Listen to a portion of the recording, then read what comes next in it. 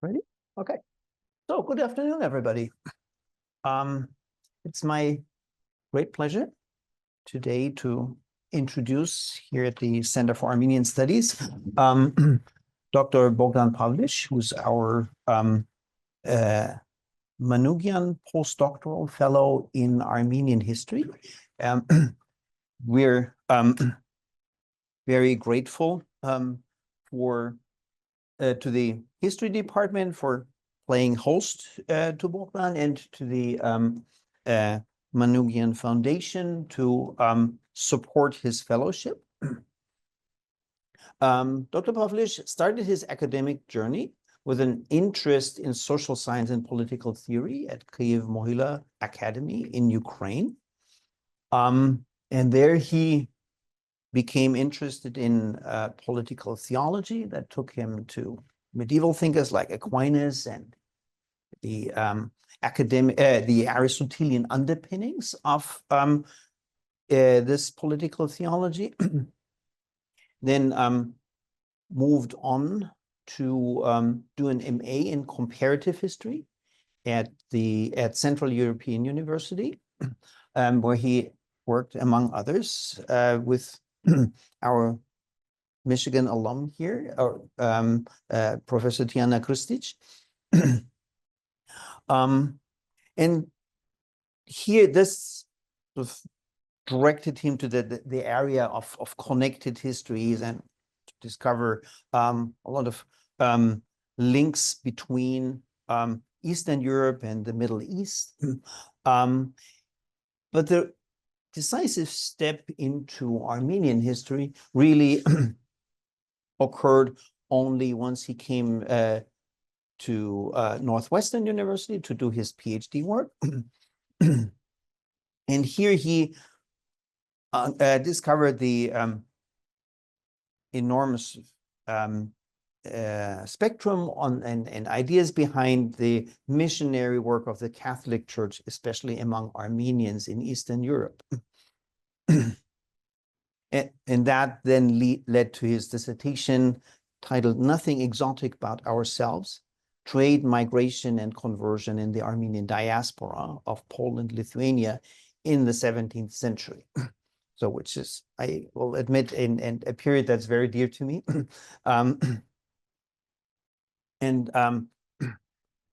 So Bogdan's work is situated on one hand on the intersection of social and intellectual history, where philosophy and theology come together, and it also engages an incredible geographical spectrum taken from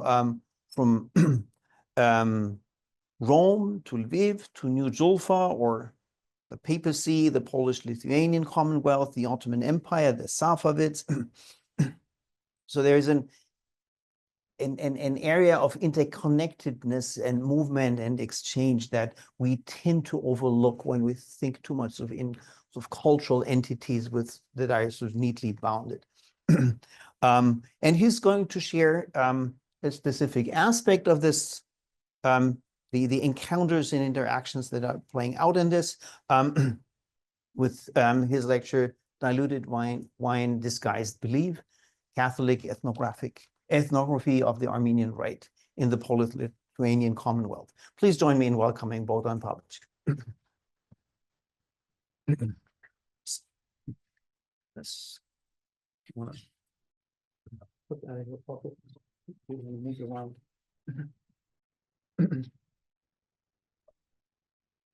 Thank you so much, Gottfried, for the introduction, and thank you, Viken, for helping organizing this lecture. It's such a great pleasure and honor to be part of the center this year and to participate in all the events, and also to contribute to the schedule and present my own research. And this specific topic was actually my introduction to the Armenian subject when I was in my first year of grad school, and I thought before I started preparing for the lecture that I already knew everything about it, and I that I had everything done and ready. But then I went back to the sources, to my papers, to my dissertation, and I had to rewrite the entire thing for this lecture with some new aspects, new materials, and accents that I think will make it interesting and for you to listen to. Okay, so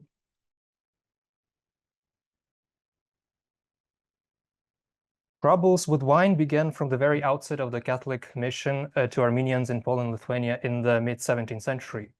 Two missionaries, Clemente Galano and Louis-Marie Pidou, had barely crossed the Alps into Bavaria in South Germany when they started bracing for the absence of wine in the distant northeastern land where they were headed.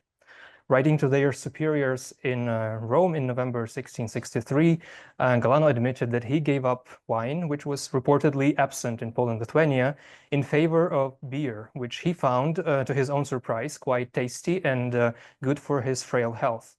Galano was only 52, but he suffered from a number of chronic disorders, which he evidently developed during his early years as a missionary in the South Caucasus in Istanbul.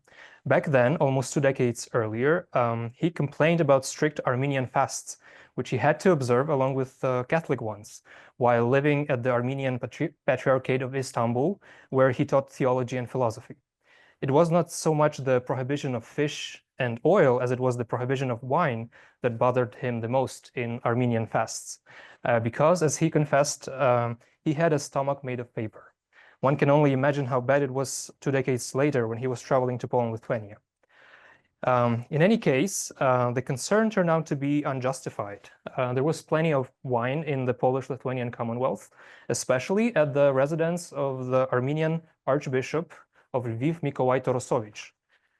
He hosted the two missionaries in the first few weeks after their arrival in May 1664. Even though Galano complained that they had to sleep on the floor covered with straw because beds for guests were uncommon in those lands, he and his younger companion enjoyed Archbishop's hospitality. Torosovich was keen on receiving foreign guests in at his residence, and he treated them to wine, on which he reportedly spent most of his money, as missionaries complained to authorities in Rome.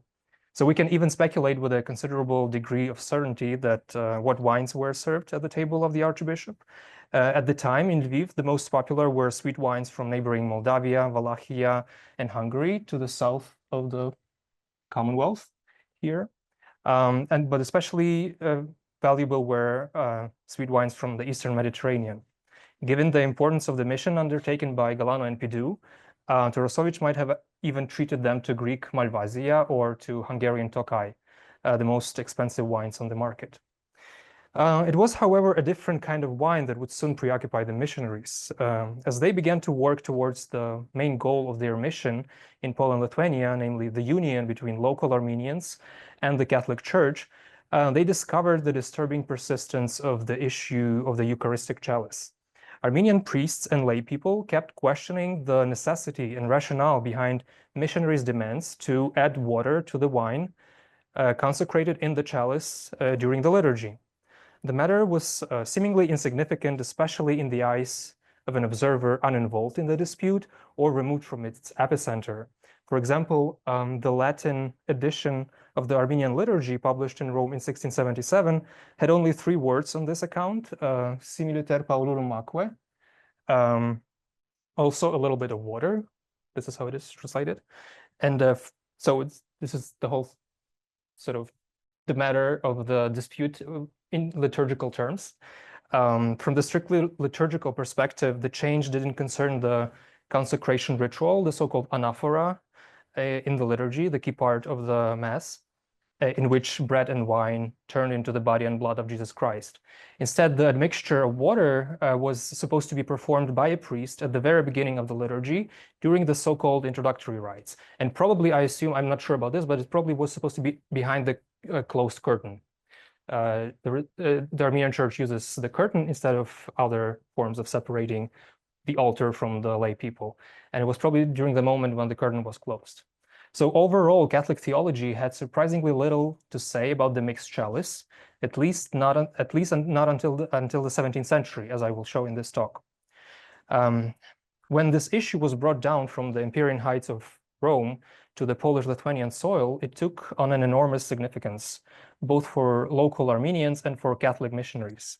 As I will show in my talk tonight, the disagreements over the chalice and the use of wine in the Eucharist reveal deep-seated anxieties of both sides over the meaning of the religious practice and its relation to corresponding beliefs and confessional identities. Lying at the heart of the divine liturgy, the most important of all Christian services, the Eucharists have always been rich in doctrinal significance and cultural symbolism for all Christian confessions. It was constituted by Christ himself at the Last Supper before his crucifixion and resurrection. Commemorating this pivotal moment in the history of salvation, the Eucharist has always invited numerous interpretations from theologians and church authorities. It is, however, interesting and instructive to look at some of these interpretations in motion, that is, in how they emerged, solidified, and clashed with each other in real-life situations, enmeshed in a plethora of religious, social, and political circumstances. So the case of the Armenian Catholic disputes in Poland-Lithuania in the 1660s offers precisely such a close-up view of an arcane ritual issue whose origins went back to late antiquity, but which had very tangible implications for lives and afterlives of people who debated it. In this talk, I will interpret the chalice metonymically as a contentious object and issue that can stand for the church union as such. Within this framework, the mixed wine not only represented the ultimate conformity with the Catholic dogma, but also foreshadowed a threat to the confessional and communal integrity of the Armenians in Poland-Lithuania. Despite many other rituals and beliefs that the missionaries tried to change, the Eucharistic chalice became the focal point of concerns and anxieties about the union coming from both sides. As I argue in this talk, the Armenian resistance to the mixed chalice and the resulting disputes over its meaning prompted the missionaries to pay closer attention to the popular piety of the missionized. And so, driven by this fundamental suspicion of any irregular practices as expressions of heresy or superstition, Galano, and especially Pidou, his disciple, adopted an ethnographic mode of inspecting, changing, and controlling Armenian religious life. In private conversations and public debates, this missionary ethnography stumbled on the local history of Catholic Armenian contexts that produced its own domestic ethnography of the Armenian Rite, whose conclusions contradicted the missionaries' stance on the use of the mixed chalice in particular.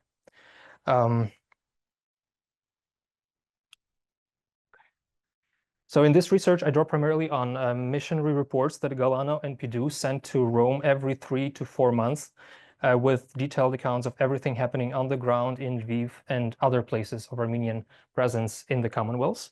It was a standard practice in all missions, curated by the Congregation of Propaganda Fide, established in 1622. But Galano and, to a lesser extent, Pidou were some of the most prolific and compulsive writers of these reports that I have ever encountered in the archives, at least in the mid-17th century. So I try to read these documents against the grain, focusing on their internal contradictions and accounts of resistance in the mission. I also use sources produced locally by Poles and Armenians, printed, manuscript, and visual, which touch on the issue of the chalice and other confessional differences. And they offer a perspective that is both surprisingly consistent along the confessional divide in Poland-Lithuania and very different from the perspective of the missionaries. For all the erudition and insight into the Armenian religious history and practice, the missionaries failed to notice they were invading their own Catholic practice. Let's go back to Galano and Pidou, who arrived in Lviv in May 1664. Their host there, Archbishop Torosovich, was also the reason why they embarked on this mission in the first place. More than 3 decades earlier, he brought his church into union with Rome, unleashing a series of events that reverberated throughout the Armenian diaspora, reaching places like Istanbul, Echmiadzin, and New Julfa. So on October 24, 1630, Torosovich made a Catholic profession of faith in which he recognized the papal authority over his church and accepted all decrees of the Council of Chalcedon. The Council of Chalcedon was the fourth ecumenical council that took place in 451 and was rejected originally by the Armenian Church on account of differences in understanding of Christ's nature or natures. I will return to this point later. At the same time, Torosovich was confirmed as the archbishop with all the corresponding rights and privileges, especially the right to celebrate religious services and rituals according to the traditional Armenian rite in Grabar, but in conformity with the Catholic doctrine. And on the next day, October 24, he was invited to celebrate the Armenian liturgy at the Latin Cathedral of Lviv, the seat of Catholic archbishops in the city. Such an unusual side of confessional reconciliation did not impress Armenians of Lviv whatsoever. If anything, it only outraged them. Community leaders and majority of the people refused to go along with their archbishop's decision to join the Catholic Church. They put up fierce resistance to his attempts to force them into obedience. News of this antagonism quickly spread around the Armenian diaspora. Contemporary Armenian historian Arakel of Tabriz gave a detailed account of these events in his book of history, published in Amsterdam in 1669. He described the state of the Lviv community in very stark terms, blaming everything on Torosovich's corruptness and duplicity.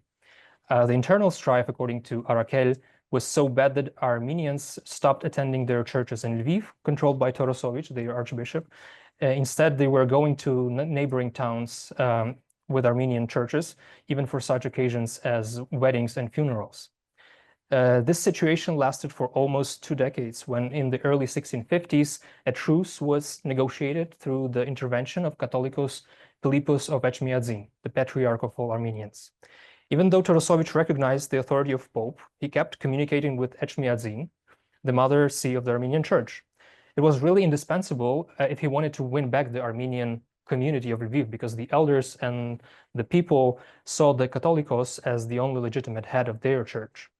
Indeed, the mediation of Catholicos Philippos proved to be decisive in restoring peace in Lviv. He brokered a compromise between Torosovich and the community, allowing them to make a Catholic profession of faith without cutting ties with Echmiadzin or introducing any changes to the original Armenian rite. As a result, the community temporarily appeased Catholic authorities in Warsaw, received new extensive privileges from the king, and restored its control of the Armenian churches in Lviv. And Torosovich remained the archbishop, legitimized by Catholicos, but popular enmity towards him persisted, if only on a moderate scale. This arrangement, however, was not sustainable. Church authorities in Warsaw and Rome soon realized that Torosovich had no intention of introducing the true union as they understood it. Most importantly, he did not fully change the Armenian religious practice according to Catholic requirements.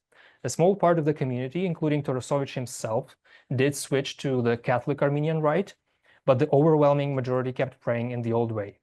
This contradicted the Catholic idea of church union, which required not only formal profession of the Orthodox, that is Catholic teaching on the most important issues of Christian dogma, but also involved change of religious practice to reflect those beliefs in a tangible way.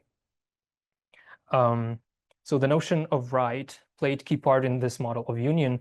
It signified a set of religious practices and beliefs that distinguished the Armenian or any other Eastern church from the Latin tradition, but did not contradict it on major doctrinal issues. So Rite was, in a sense, a deconfessionalized version of Eastern Christian worship, compatible with the Catholic confession. This framework was originally developed in late 16th century in relation to the so-called Greek Rite, first in South Italy with its pockets of indigenous Orthodox population, and then on a much bigger scale was applied to the Orthodox population in the Polish-Lithuanian Commonwealths. Armenians lived in predominantly Orthodox Ukrainian lands of the Commonwealths, so they could closely observe dangers and benefits of unification with Rome. The Orthodox Church of Poland-Lithuania had its own union signed in 1596, and by the 1630s was dealing with similar challenges of divided loyalties, split communities, and even parallel ecclesiastical structures, subordinate either to Rome or to Constantinople. Nevertheless, the so-called Ruthenian Union provided Armenians with the most relevant and easily comparable case of negotiating their right vis-a-vis Catholic Church.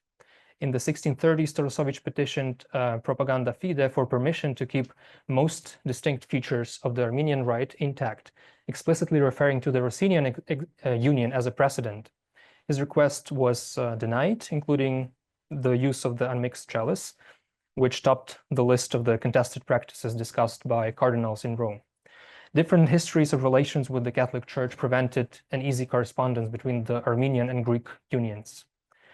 By the early 1660s, the Congregation of Propaganda Fide, which oversaw the whole unification process, decided to send a mission to Lviv to introduce those changes that Torosovich kept postponing for several decades now.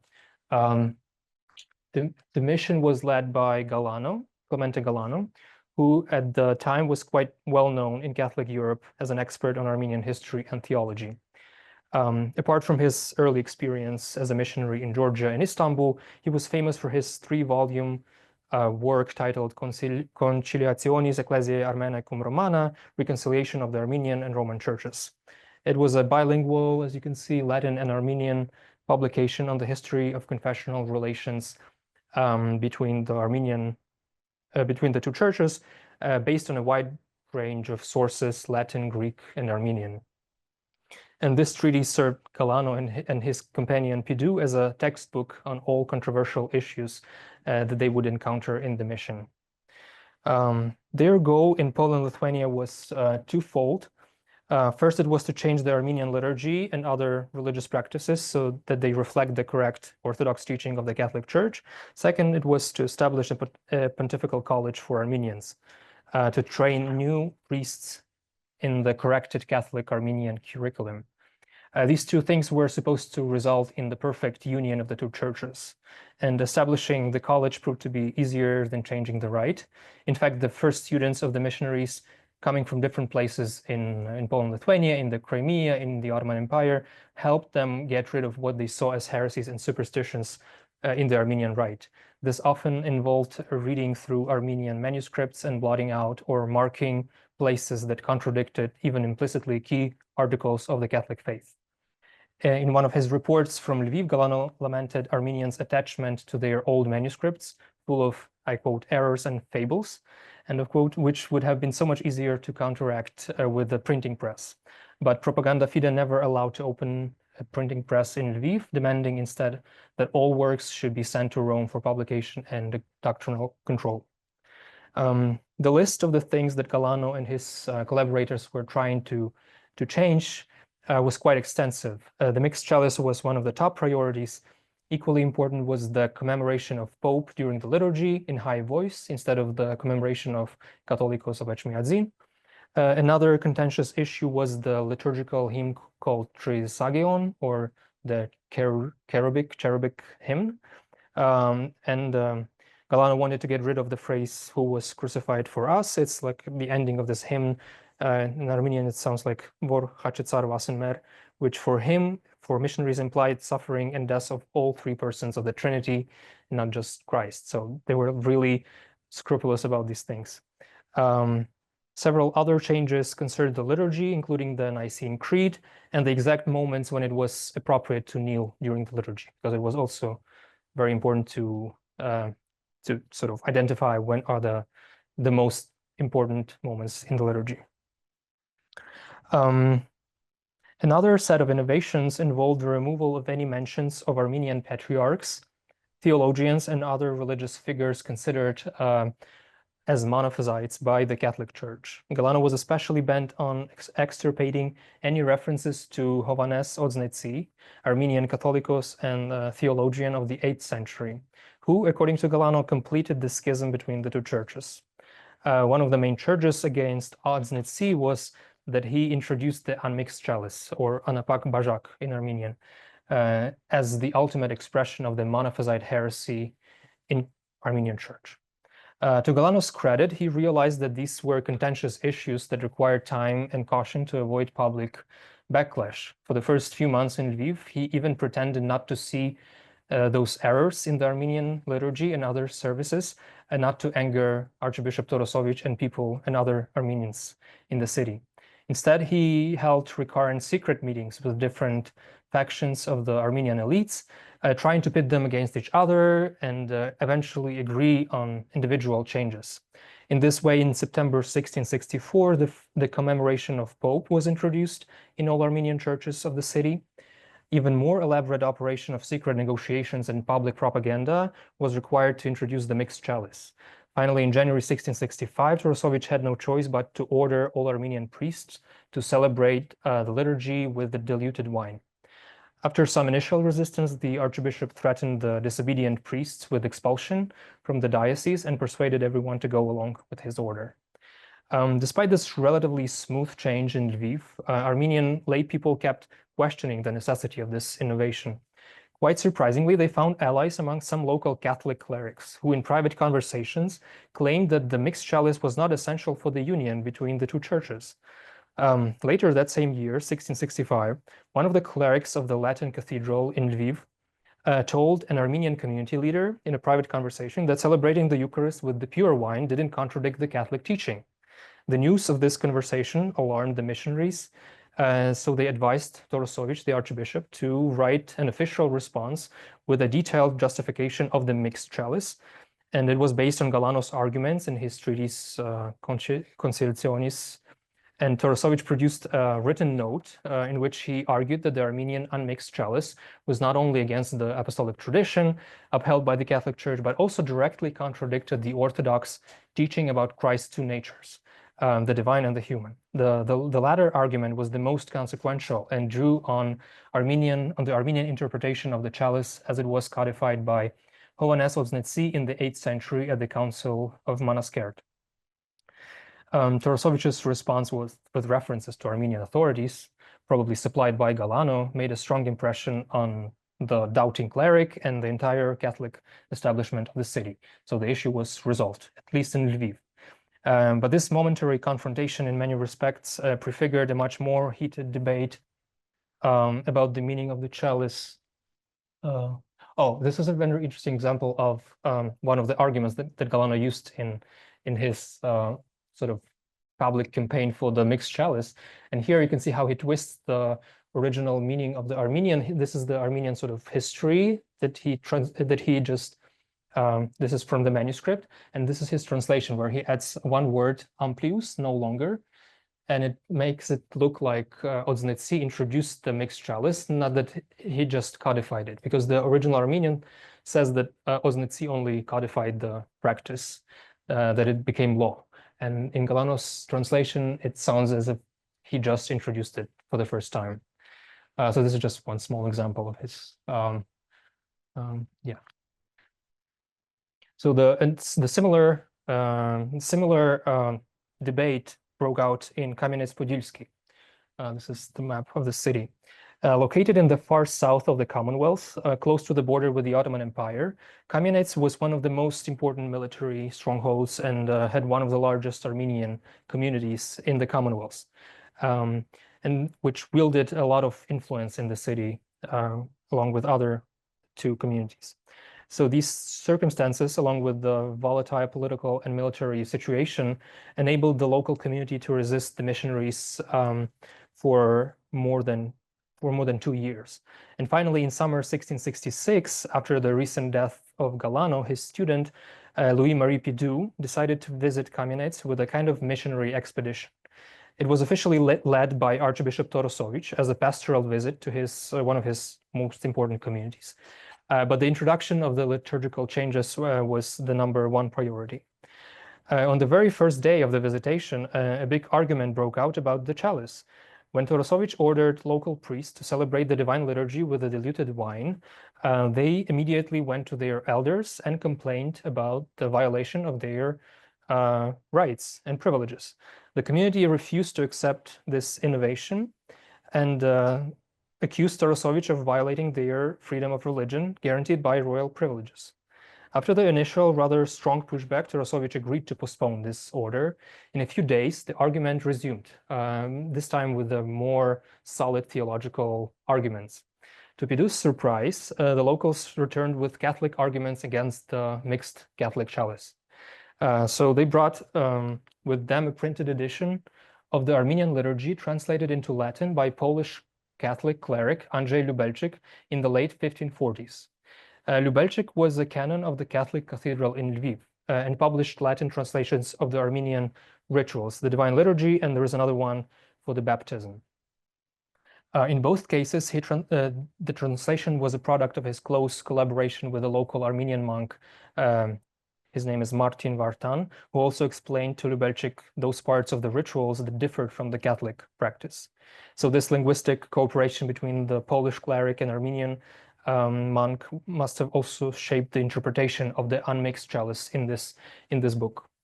So commenting on the use of the pure wine in the Eucharist, Lubelczyk wrote that Armenians seem to go astray here first, because this practice diverged from the Latin tradition. He invoked a decree of Pope Alexander I, prescribing the use of the wine mixed with water to perfectly fulfill the passion of Christ on the cross. According to this papal decree, the mixed chalice symbolized Christ's unity with his people, the community of believers, represented by water. A scriptural basis for the idea was the notion of lateral water that flowed from Christ's side when he was crucified, and then his side was pierced with the spear. But the water also signified the universal baptism of believers. So Lubelczyk concludes that this observance, here's the quote on the screen, that this observance should be more tolerable because they, Armenians, used the lateral water in the universal baptism. So he makes the distinction between the Eucharist and baptism. And so and he must have reached this conclusion with the help of the Armenian monk Martin, who helped him translate the liturgy. And indeed, starting from the Middle Ages, Armenian theologians interpreted the so-called lateral water from Christ's wound as a symbol of the baptism, not the Eucharist. And it was specifically meant to refute the arguments of the Greeks or the Byzantines about the scriptural origins of the mixed chalice.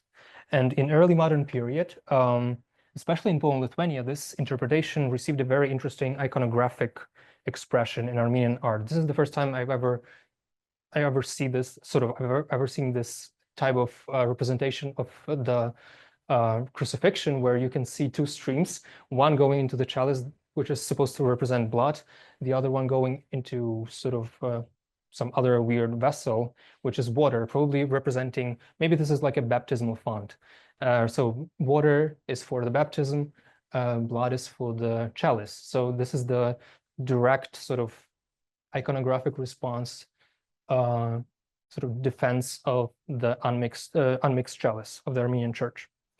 And then I also found another similar representation from the 18th century. And this one is, I took this picture at San Lazzaro degli Armeni, the Machitorist monastery in Venice, but I forgot to write down all the details. So there might be some mistakes about the location of this piece. But it's also very interesting that you can see the same sort of a trope, the blood and the water go to two different vessels and are meant for two different rituals. If you compare this with the Greek paintings of roughly the same time, late 15th century, you can see the white stream, probably representing water, going along with blood into the chalice. This is the Greek sort of idea of the mixed chalice. Okay. So the Armenian elders and priests used Lubelczyk's comment to claim that the mixed chalice was essentially a Catholic ceremony introduced by popes rather than by Christ himself. Moreover, they referred to his remark about the Catholic priest who did not add water into the chalice, pointing out that the Eucharist was considered valid anyway. In other words, they asserted that the water was a matter of indifference because it was neither commanded by Christ nor required by the logic of the ritual. One can argue that Armenians approached these confessional differences in the same spirit as some Catholic missionaries approached civil rituals and customs in non-Christian societies around the world. In both cases, the idea of adiaphora, though things unrelated to salvation, played a very important, with like a powerful premise for relativizing cultural and confessional differences. And so when something was proclaimed as adiaphora, non-relevant for salvation, it could be part of the Christian, local Christian worship.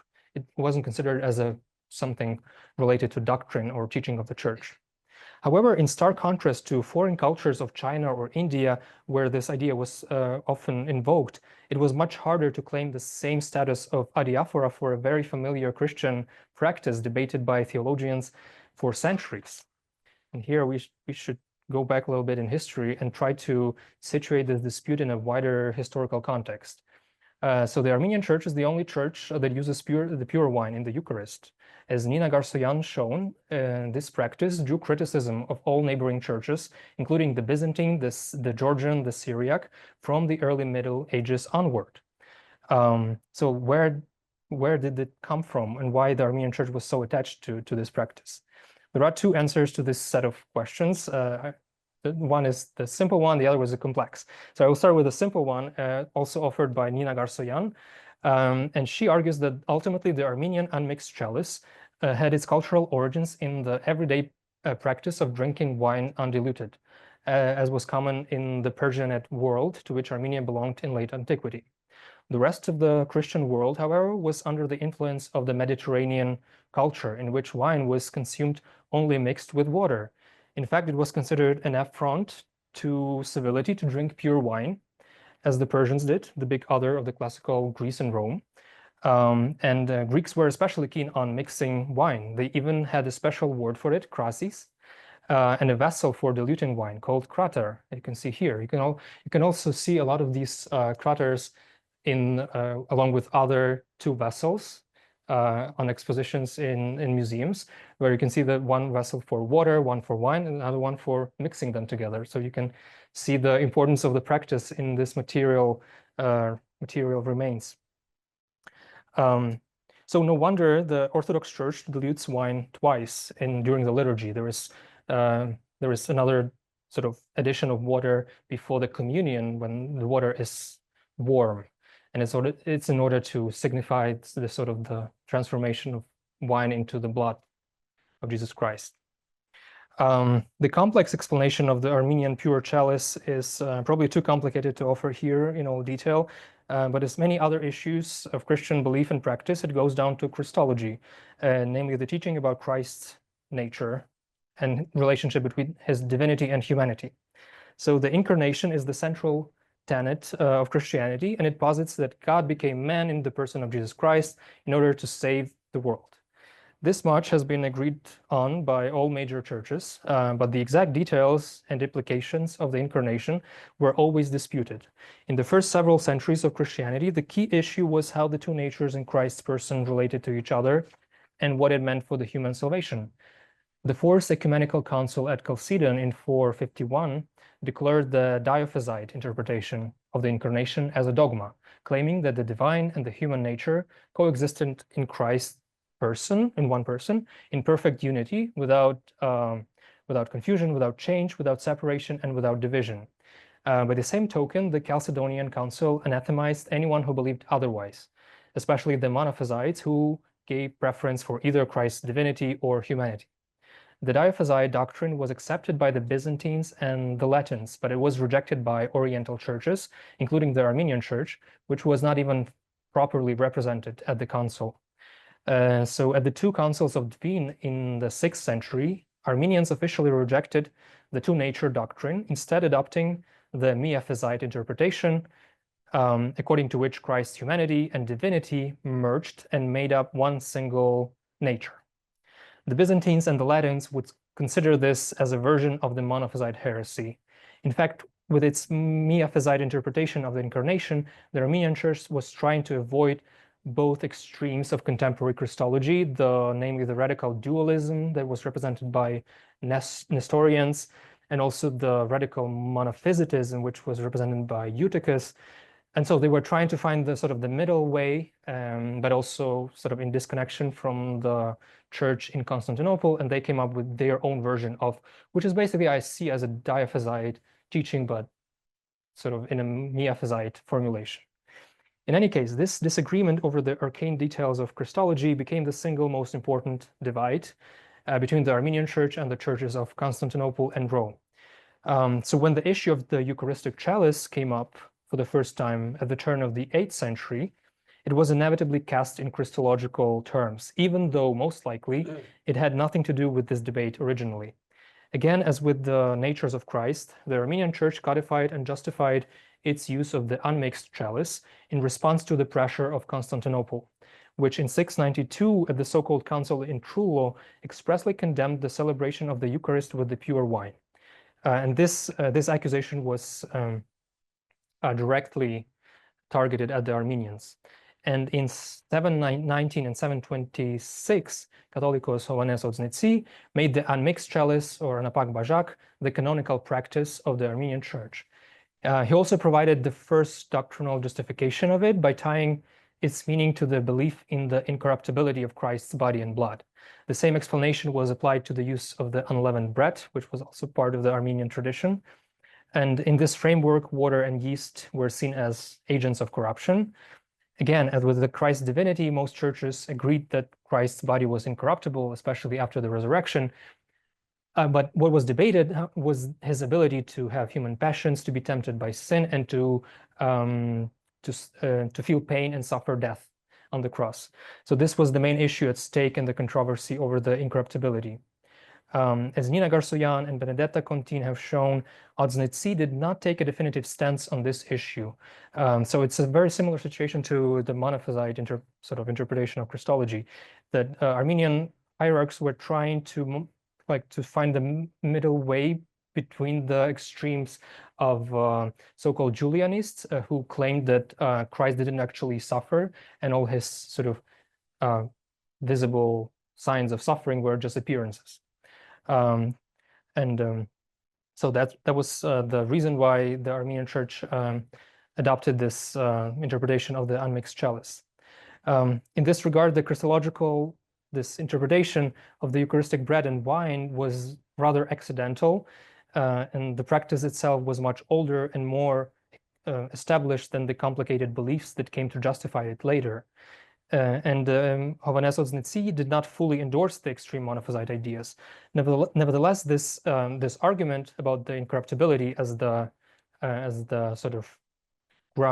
ground for unmixed chalice, it gained wide currency in medieval Armenian theology and was increasingly used to justify the Armenian chalice. No wonder then that in the 17th century, Galano would misattribute the unmixed chalice and its monophysite implications to Hovhannes-Odzhnitsi, who stood at the beginning of the long history of these doctrinal interpretations of the Eucharist in Armenian theology, but who neither introduced this practice nor interpreted it in a strictly monophysite way. Another irony of Galano's genealogy of the chalice was that he was so deep in his Armenian and Greek sources that he did not notice that his ideas were at odds with the confessional status quo between Armenians and Catholics from the Middle Ages onward, especially in Poland-Lithuania. So in Kamianets-Podilskyi, in late summer 1666, local Armenians perceived an important shift in the Catholic understanding of the chalice, something that completely slipped missionaries' attention. Lubelczyk's comment about the toleration of the unmixed chalice could not be more different than Galano's strong doctrinal interpretation, which implicated the Armenian chalice in the Monophysite heresy. In fact, the weak interpretation was dominant in the Catholic Church in the preceding several centuries, in stark contrast to the Byzantine Church and its very antagonistic attitude towards Armenians and their rituals. So since its first close contacts with the Armenian Church in the time of Crusades, Rome saw the unmixed chalice as an irregular practice that had nothing to do with the dogmatic debates about Christ's natures. The Catholic Church did demand that Armenians change this and some other rituals, but it never saw this change as a fight against heresy, unlike the Greeks did. Rather, it was justified by the primacy of the Roman bishop and his supreme authority over all other churches. In the mid-15th century, the Council of Florence gave this position its most definitive formulation, which served as a basis for Lubelczyk's comment later. In one of the decrees of the Council of Florence about the union with the Armenians, it claimed that the mixed chalice was instituted by Christ himself, but the only evidence offered were the decrees by early Roman popes.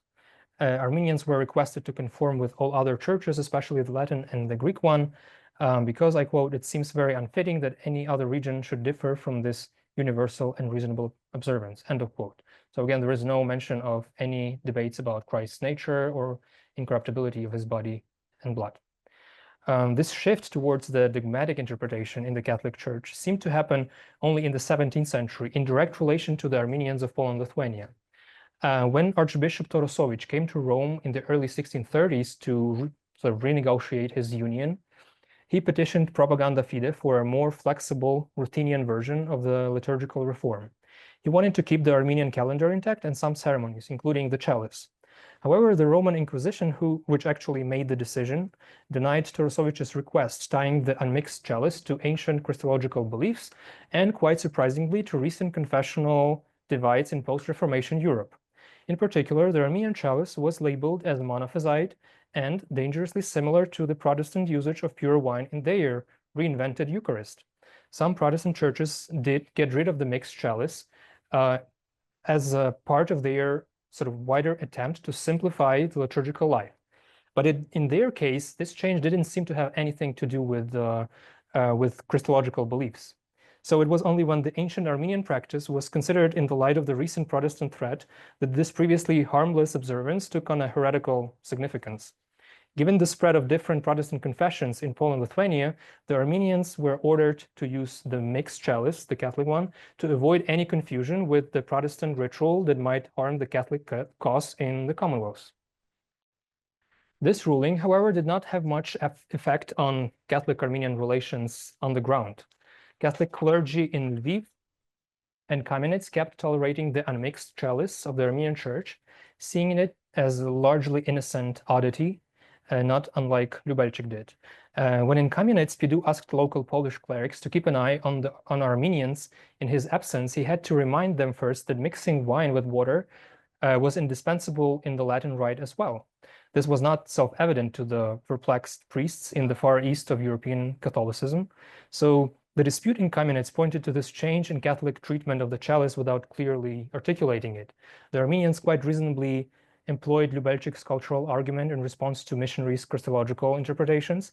There was a curious symmetry between both sides trying to appeal to each other's authorities, which did not ultimately help them find common ground.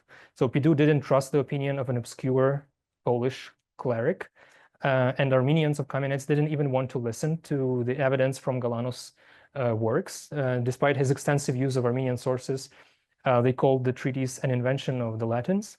And Pidu and his students did find a vague reference to the mixed chalice in a manuscript of Book of Hymns, Sharak Notes, that they brought from Lviv, the Armenian manuscript, but it was far from enough to break the resistance of the Armenian elders and priests.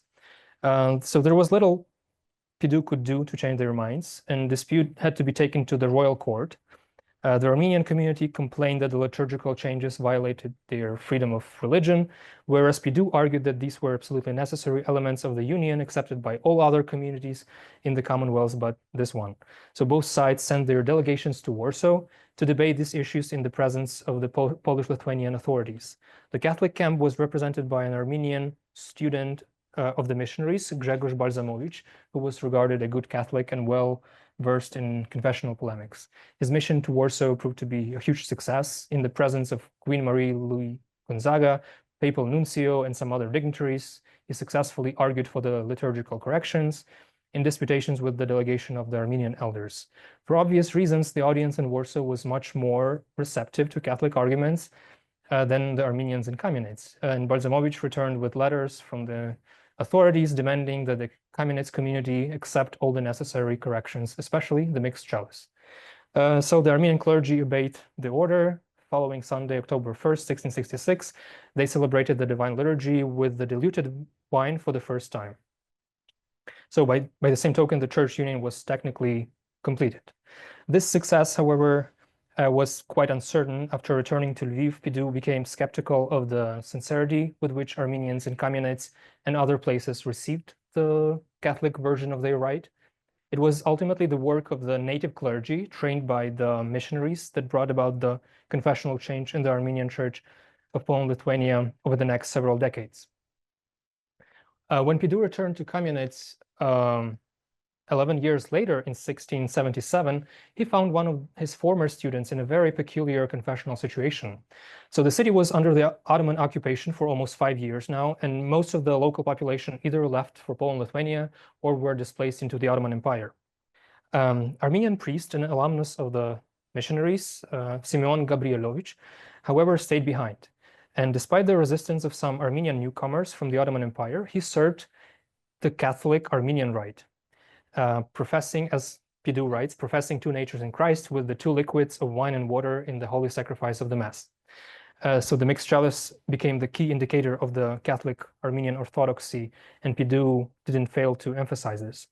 Moreover, a handful of local Poles, Catholic Poles, who were denied their own priest and church, had to pray with the Armenians. And so they prayed in Armenian with the Armenian priest. And you can even see on this map, here, this is the building where they prayed. It was the private house, sort of dilapidated. They were allowed to pray there under the Ottomans. And so Gabrielovich was, who ministered for both Catholic Poles and Armenians, must have epitomized the ethos and aspirations of the Union in the eyes of Pidu and other missionaries. And this is an interesting example of the new mixed chalice and how it was justified in the Armenian Missal of 1698 from Lviv. And here you can see that it is explained as commemoration of divine and human natures of our Lord and Savior Jesus Christ. And it's interesting that there is no such explanation in Catholic Missal itself. It's not explained in those very same terms as it is explained in this Catholic Armenian ritual. Okay, so what does this complicated story of a seemingly innocuous practice tell us about religion and belonging in early modern Eastern Europe? It certainly shows the centrality of the Eucharist for both Catholics and Armenians as a foundational ritual of Christianity, which became even more important and contentious in the aftermath of the Reformation. The disputes over the meaning of the chalice, however, revealed a very curious symmetry between the Armenian and Catholic views on relations between religious beliefs and practice. Both the missionaries and their Armenian opponents considered this seemingly minor alteration of the Eucharistic ritual as a powerful instrument of expressing and changing religious beliefs, to the extent that it was seen to operate independently of human intentions and professed beliefs. The Armenians were willing to make the Catholic profession of faith, at least nominally, through their archbishop, in which all doctrinal issues were settled on Catholic terms. Similarly, the missionaries did not seem to care much about what the missionized Armenians actually believed, focusing heavily on the conformity of their rituals with the Catholic dogma.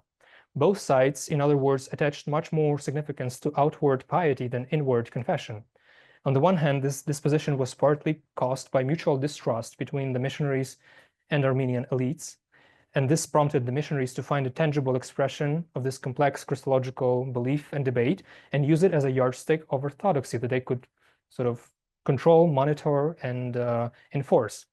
On the other hand, for Armenians of Lviv and Kamianets, preceding decades of religious strife after the Union of 1630 might have also undermined the value of professed beliefs, which could be dissimulated or at least interpreted in a number of different ways. So changing the material form of the Eucharist, the most venerated of all rituals, severely limited, if not completely ruled out, such flexibility. For Armenians of Poland-Lithuania, the unmixed chalice served as an anchor of their ethno-confessional identity that set them apart from the Catholics and Orthodox majorities of the Commonwealth in the increasingly unstable confessional environment. Moreover, the unmixed chalice provided a vital link with the rest of the diaspora and the mother see of Echmiadzin, which often mediated between different diasporic communities in all sorts of religious, commercial, and social affairs. The consent of Catholicos was often invoked as the only condition on which the chalice and other rituals could be changed. And this line of argument also sort of finds some interesting confirmation in the symbols of the Armenian community in Poland-Lithuania. And here you can see this is one of the renderings of the coat of arms of the Armenians of Lviv, and you can see the chalice as sort of part of this the sort of symbolic identity of the community. Against this backdrop, I think it is striking how unstable the Catholic stance on the Armenian chalice turned out to be from the Middle Ages to the early modern period. One explanation of this might be a relative marginality of the chalice in Catholic theology and piety.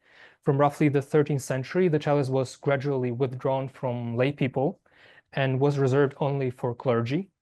And the withdrawal of the chalice was often contested, as in the famous blood piety of the 15th century, analyzed by Caroline Walker-Bynum, or in the Hussite movement in late medieval Bohemia, but it seemed to ultimately deprive the chalice of the same theological attention and popular significance that it enjoyed in Eastern Christianity, especially in confessional polemics between the Greeks and Armenians. Only when Galano and other Catholic missionaries discovered these earlier debates, often through the biased lens of Byzantine sources, they began to interpret the chalice dogmatically as an expression of the fundamental Christological belief. The lasting impact of the Reformation in Eastern Europe also contributed to this shift. Even though Protestants were increasingly marginalized in the Commonwealths, they still loomed large in the eyes of the vigilant church authorities in Rome. The Catholic rediscovery of the Armenian chalice, however, was a two-way street. While the missionaries pushed for change of Armenian practice, they also had to impose greater confessional discipline and new doctrinal clarity of the chalice on the Catholic clergy, especially in Poland-Lithuania. Quite ironically, this effort was shaped by the Armenian tradition itself, as it was discovered and polemically misinterpreted by Galano and other scholars in Rome. So this convergence of the new scholarship and old confessional politics resulted in the reconfessionalization of both Catholic and Armenian Christianities in relation to each other and in dialogue with other churches. This new, more familiar instance of confessionalization, which historians mostly associate with post-Reformation Europe, was just another stage in a long series of similar processes of negotiating, contesting, and imposing confessional identities, going back to the Middle Ages and late antiquity. Moreover, it was pursued by means of theological, historical, and other arguments produced in those earlier confessional polemics, as was attested by the Catholic rediscovery of the Armenian chalice.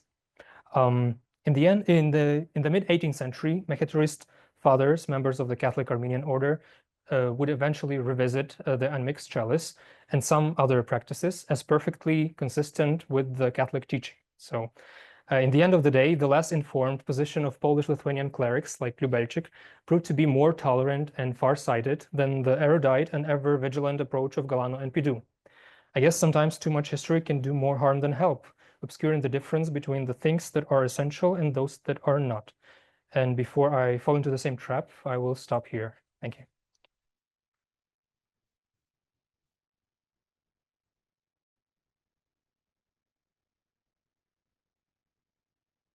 Will you field some questions? Yeah. They would also just hold the microphone for a second. To say to our listeners out on Zoom, please submit questions via the Zoom chat, and we will take them up here directly.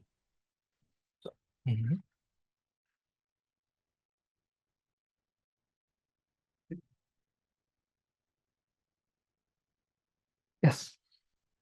Thank you for your talk. What was the religion of, you mentioned the Persians, you mentioned the North Mediterranean cultures. Was there a predominant religion before Christianity in Armenia and northern Mediterranean or Romans before Christianity? And did that influence this argument about water and water? Yeah, that's a good question. I'm not sure I'm well equipped to answer it fully, but the religion before Christianity in Armenia was basically Armenian version of Zoroastrianism, the dominant Iranian religion before Islam. And Armenia had this very similar pantheon of gods, Zoroastrian deities, and I'm not sure how it influenced the debate about the chalice or about other Christian practices. It should be probably researched more. Yeah, I'm not sure about that, but it's an interesting question. Yeah, thank you. Yeah, this was a great talk. You mentioned that kind of Catholic observers had a lot of anxieties about the unmixed chalice because they associated it with Protestantism. And I was wondering whether there was any evidence of, Armenians during this period making the same connection and talking about the Protestant practice as opposed to the Catholic one? No, there's no such reference that I can remember of.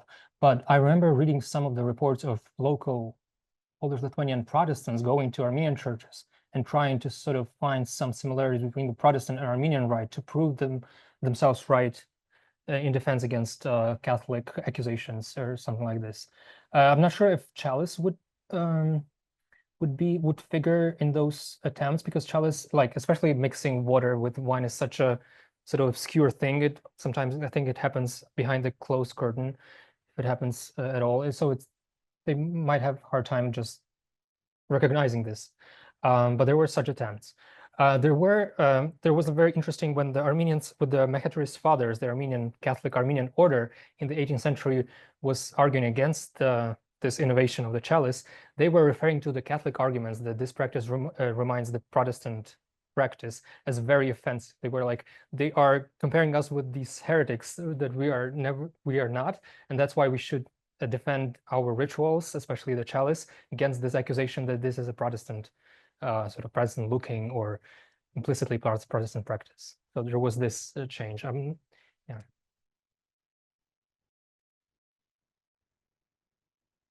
Yes. So at the end of the day, it's kind of arguing about a sip of wine, during a ritual. Yeah. So what do you think is the rationale for keeping it, unmixed? Mhm. The, more potent wine, the APV level. Yeah, I honestly, I don't know. I'm not sure if this is specifically about the sip, or it's about the ritual as such, and like changing this ritual might sort of pose a threat to the sort of ethno-confessional understanding of the community, especially since it was such a contentious issue in relations with the Constantinople, the major sort of with the Byzantine Church, which was the major sort of opponent of the Armenian Church in late antiquity and the Middle Ages.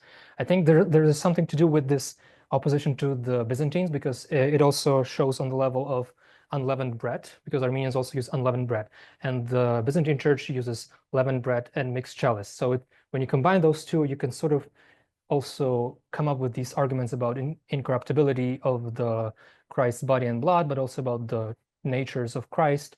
So it kind of lends itself more for these Christological debates. I was also thinking about in terms of like anthropological explanations of this attachment to the ritual.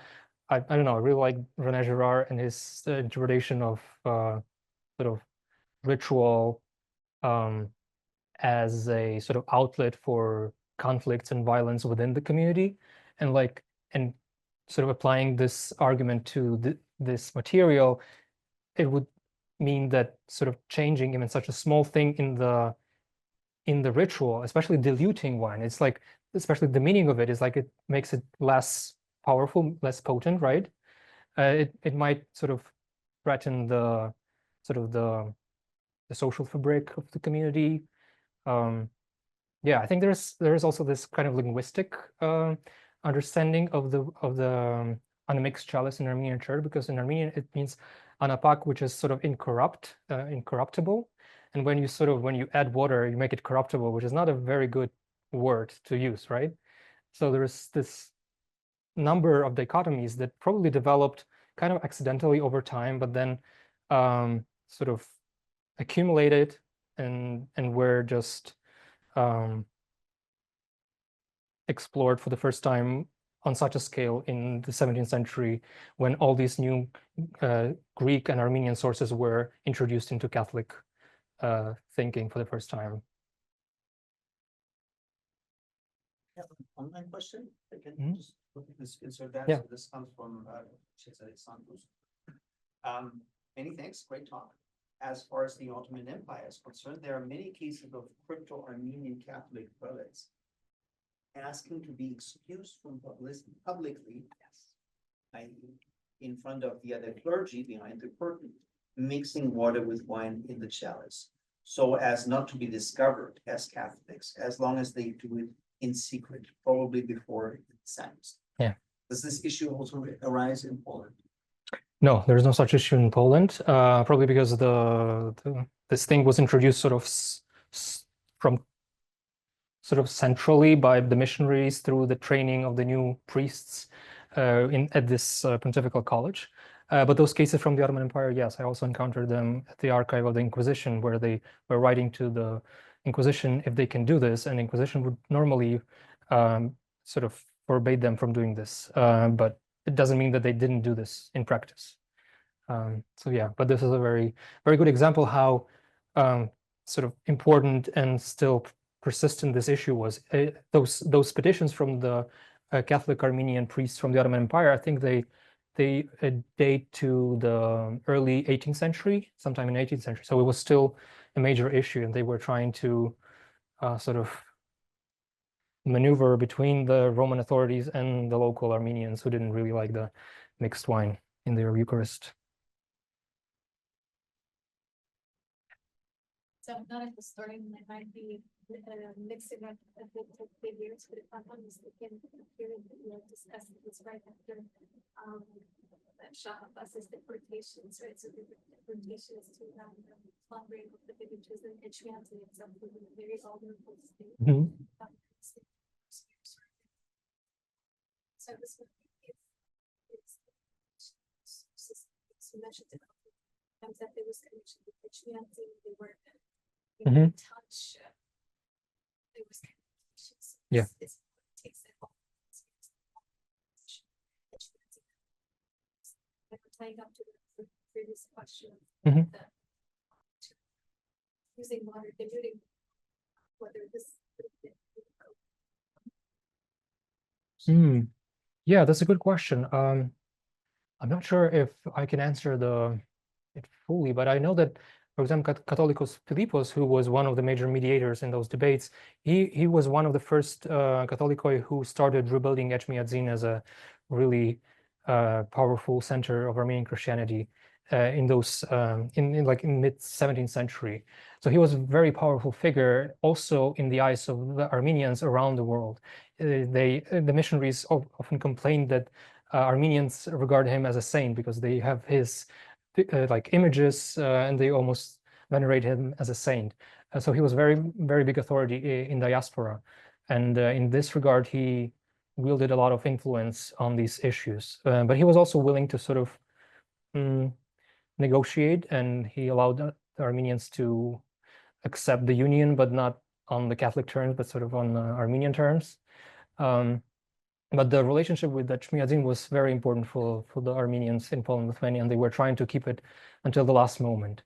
Another interesting moment here is that the deportation of Shah Abbas are not so much prominent in this whole story, but the recent displacements of Armenians from the Ottoman Empire through the Chelali revolts, I think is more relevant here, because we have a lot of instances of Armenians coming from other places in Anatolia and sort of resisting even more those new Catholic practices. And it was very powerful in Kamianets, especially because Kamianets was on the border with the Ottoman Empire, and a lot of Armenians from Rumelia and from Anatolia would come and sort of establish their own sort of small communities and resist those changes. So you can see how this sort of diasporic movement was part of this story as well.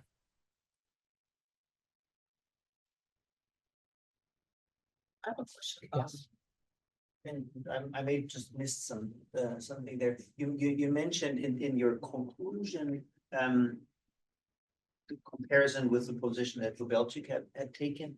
You said was more tolerant, and can you unpack the notion of what tolerance means at that point? Just open to more ambivalence in less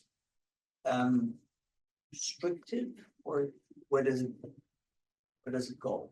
Oh, yeah, that's a good question. I think I think I like this passage from his translation of Armenian liturgy, where he says that, like, literally, that verum haec observantia tolerabilior esset cum aquam lateralem in universum baptismum applicant. So he uses the word more tolerable. This practice should be more tolerable, maybe also referring that it's not so considered by all Catholics at the time, but he sort of argues that this should be sort of just considered part of the Armenian Rite. That is sort of, I think it refers to this issue of Rite as this sort of deconfessionalized set of beliefs and practices that can make the communication possible between different churches, and so make some practices just irrelevant for the whole debate about Christ's nature or about other very important issues. So it can be part of the sort of cultural identity, we would say today. They didn't use this notion at the time, but it sort of reminds me of this. It's a sort of, I don't know, multiculturalism a la early modern period or something. So here, I mean, to think of this as based on lateral water, is it strictly an interpretive question, right? So Yeah. So it's open to different interpretations at this. Yeah, like with many other of these debates, there are so many interpretations that can be applied to them, but for some reason people pick up those that fit them best and their confessional identities. And here it's just, I don't know, maybe it's the influence of his Armenian translator who was helping him, and he was explaining him. And in a sense, he was less informed than those missionaries who came later. He didn't read Armenian, probably. He didn't read all those histories of Armenian church, but he was like, in the end of the day, he was more correct than the missionaries. Yes. Was there a proportion of water to wine that was standardized or something? I'm not sure about the ancient practice, but in this case, it's just a little bit of water. It's like few drops of water. It's not big. Insignificant. Yes, to yes. the taste or But so significant for the ritual. This is why I like this subject, because it seems so insignificant and trivial, but yes. Connection to possibly to Judaism, because there is a whole dispute of using diluted wine over for kiddush, and also a couple of drops of water, which is a very disputable question. So any connections, any influences? Yeah, that's a perfect question, because actually Armenians were Armenians were accused of Judaizing, of using Jewish ceremonies, especially in the Eucharist, by Byzantines. And this is, again, you can see the dichotomy of the unleavened bread and mixed chalice of the Byzantines, and leavened bread and mixed chalice of the Byzantines, and unleavened bread and unmixed chalice of the Armenians. And Armenians were accused, one of the accusations was they were Judaizing because they sort of followed the Jewish ritual. And I'm not really very well informed about the Jewish practice. But also Galano would argue that Jesus at the Last Supper actually mixed wine with water, because it was so hot in Israel at the time that he had to do this, otherwise to temper wine. And there was this interesting distinction he made between water as a sort of tempering wine, just sort of tempering it, and Armenians who interpreted it as a corruption of the original wine, or the original substance of wine. And so, and I don't know, there are arguments both that Jews did and did not mix wine with water. So I will have to look into this issue more. We have another online question. Yeah. Stefan Binder. Yes. Thanks a lot for the truly fascinating and thought-provoking talk. Are there any evidences regarding the physical circulation of missals or other liturgical literature that assisted Armenian priests in making the mixed chalice, so to say, in the correct order, which is essential for liturgy? I assume it was hardly easy for priests to practice the liturgy the old way, to accept these innovations without this special and relatively accessible literature. All the necessary books must have been printed in Rome, but how they made their way to the priests of the Commonwealth? Yeah, that's a good question, Stepan. I think the printed literature wasn't really very common at the time in the Armenian diaspora in Poland-Lithuania, and missionaries were repeatedly complaining about this, that they needed more printed material, more standardized material to introduce these new regular Catholic practices into the Armenian Rite.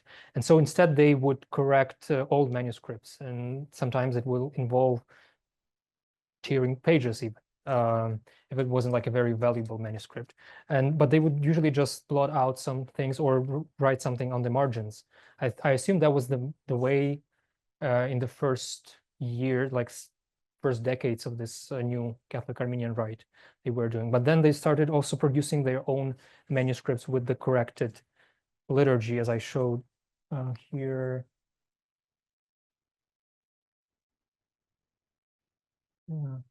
Like this one. So it was copied in Lviv in 1698. So it's still several decades after the mission, and they still didn't have probably enough printed materials for this. So they would still copy manuscripts.